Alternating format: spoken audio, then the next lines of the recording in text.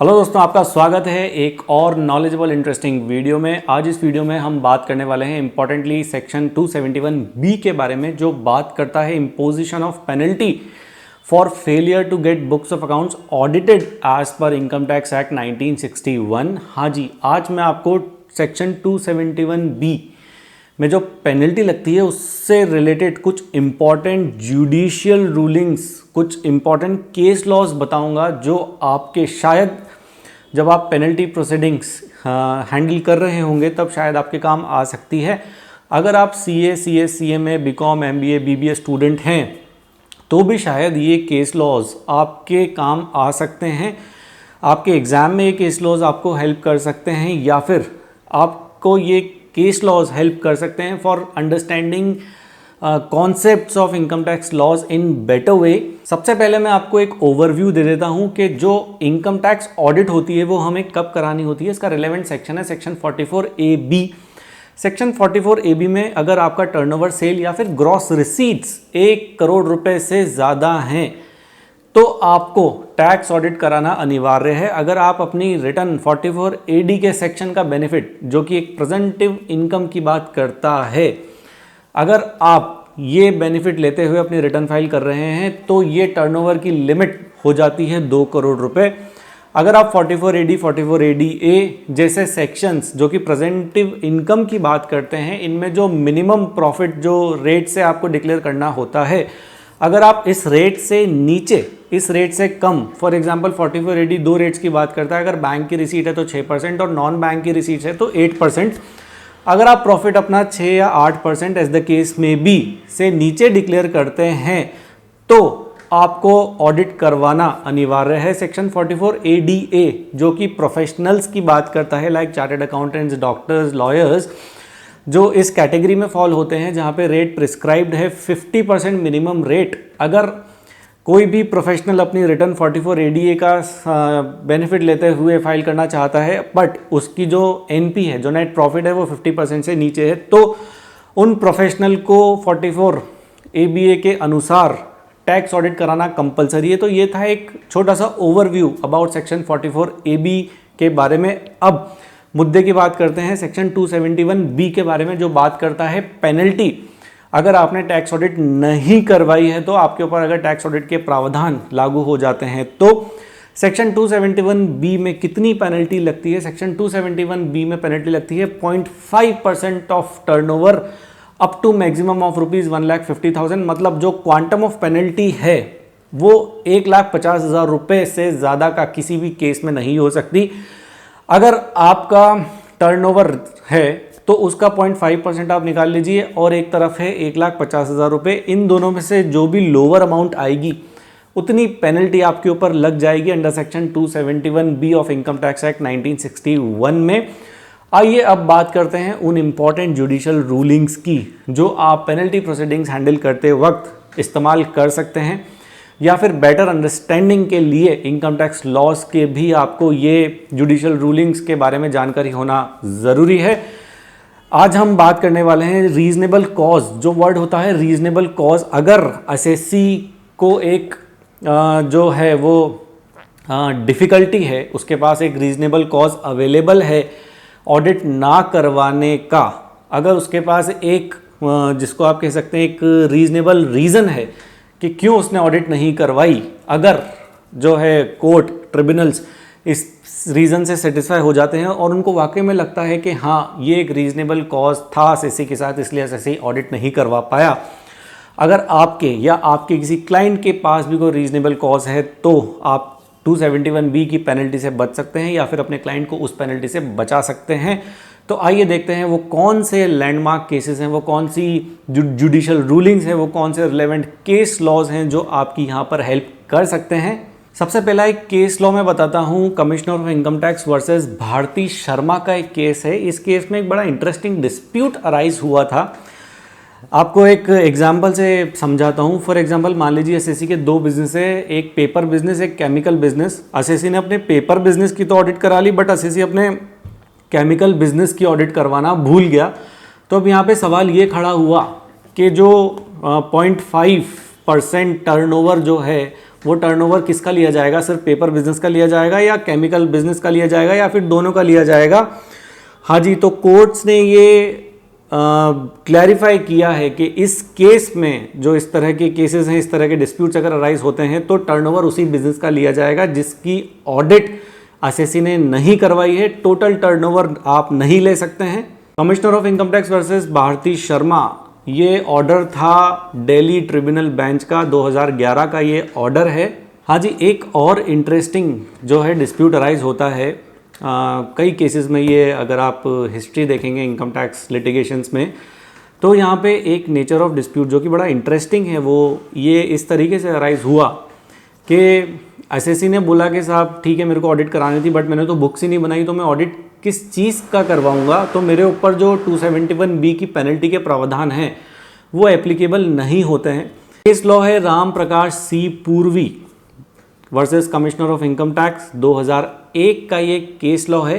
तो यहाँ पे इस केस लॉ में जो है वो ये हेल्ड हुआ कि कोर्ट ने ये कहा कि अगर इस तरह का डिस्प्यूट है और एसएससी ने बुक्स ऑफ अकाउंट्स नहीं बनाई हुई हैं तो उस पर 271B की पेनल्टी नहीं लगेगी, उस पर पेनल्टी लगेगी सेक्शन 271A की।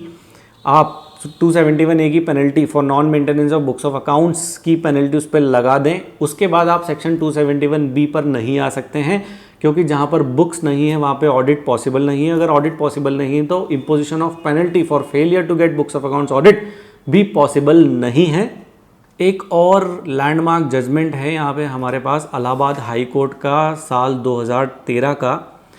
हाँ जी, साइड जो केस लॉ है वो है commissioner of income tax versus UP राज्य सहकारी एवं भूमि विकास बैंक लिमिटेड का ये केस लॉ है।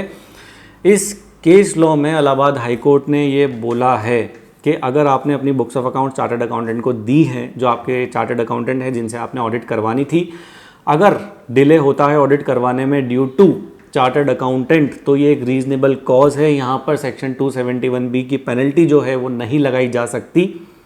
एक और यहाँ पे इम्पॉर्टेंट केस लॉ है जिसकी जानकारी आपको होना बहुत ज़रूरी है।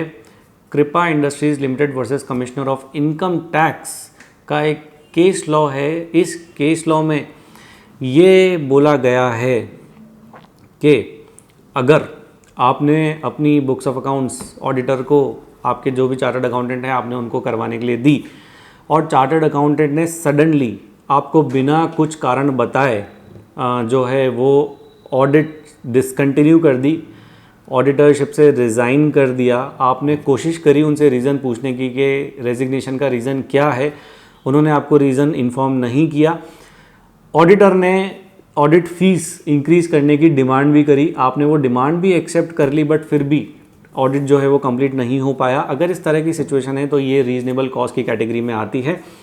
इस सिचुएशन में जो है कोर्ट ने ये बोला है कि यहाँ पे 271B की पेनल्टी नहीं लगाई जा सकती है। यहाँ पे एक और इम्पॉर्टेंट केस लॉ है जो आपको पता होना बहुत ज़रूरी है, वो है commissioner of income tax versus Tribhuvan Das Tejpal and sons का केस लॉ। इस केस में जो है वो मुद्दा ये था कि एसएससी की बुक्स जो है कस्टम डिपार्टमेंट ने सीज़ कर लिए, उसके बाद इनकम टैक्स डिपार्टमेंट ने वो बुक्स ले ली हैं।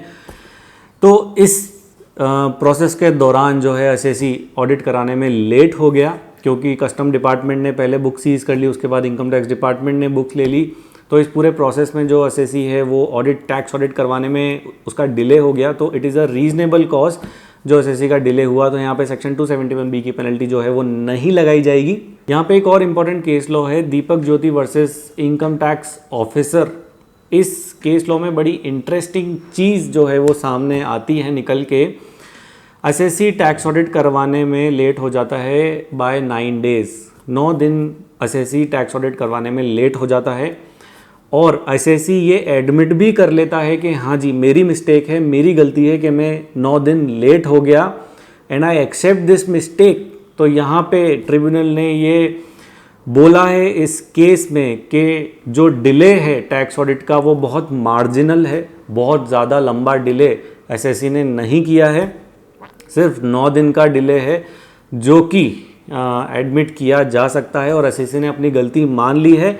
तो ये भी एक रीजनेबल कॉज की कैटेगरी में आता है। तो यहाँ पर भी सेक्शन 271B की पेनल्टी नहीं लगाई जा सकती है। ये केस लॉ वहाँ पे आप इस्तेमाल कर सकते हैं अगर आप लास्ट डे पे टैक्स ऑडिट रिपोर्ट फाइल करने की कोशिश कर रहे हैं, लास्ट डे पे या कुछ जब लास्ट डेट आ जाती है तो इनकम टैक्स वेबसाइट के सर्वर्स जो हैं वो बहुत ज़्यादा जो है अच्छी स्पीड से काम नहीं करते हैं और बहुत मुश्किल आती है उस फाइल को सबमिट करने में इनकम टैक्स डिपार्टमेंट की वेबसाइट पे। तो वहाँ पे इन केस लॉज का इस्तेमाल किया जा सकता है। क्योंकि जब website tax audit report accept नहीं कर रही है और आप कंटिन्यूसली कोशिश किए जा रहे हैं, तो आपका अगर ये रीज़न है for delay in filing of tax audit report, तो ये बिल्कुल एक रीजनेबल कॉज है कि आप टैक्स ऑडिट रिपोर्ट आपने डिले फाइल क्यों की है, और हो सकता है आप सेक्शन 271B की जो पेनल्टी है उससे बच जाएं। एक और इम्पॉर्टेंट केस लॉ की जानकारी आपको दे देता हूँ। दिल्ली ट्रिब्यूनल का ये केस लॉ है। 2004 में ये केस लॉ आया था, Madan Lal Gupta versus income tax officer का ये केस लॉ है, जुडिशियल रूलिंग है। इस रूलिंग में भी बड़ी इंटरेस्टिंग चीज़ जो है वो निकल के सामने आती है।